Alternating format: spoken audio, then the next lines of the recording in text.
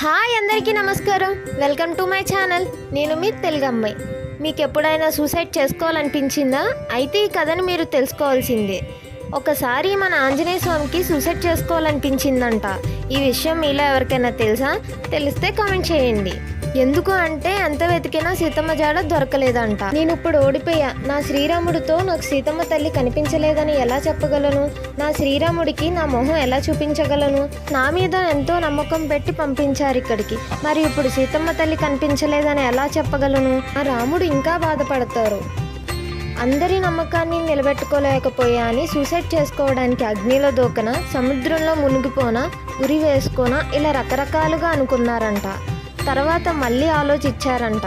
నేను అనేవాడిని ఉంటేనే కదా అక్కడ ఏం జరిగిందో తెలిసేది. అక్కడికి వెళ్ళకపోతే ఇక్కడ ఏం జరుగుతుంది అని ఎలా తెలుస్తుంది? నేను వెళ్ళాలి, నేను చేయగలను అని సెల్ఫ్ మోటివేషన్ చేసుకున్నారంట. ఎవరో చేసే మోటివేషన్ కన్నా సెల్ఫ్ మోటివేషన్ చాలా పవర్ఫుల్. అందుకే ఒక స్టెప్ తీసుకునే ముందు ఒకసారి ఆలోచించండి.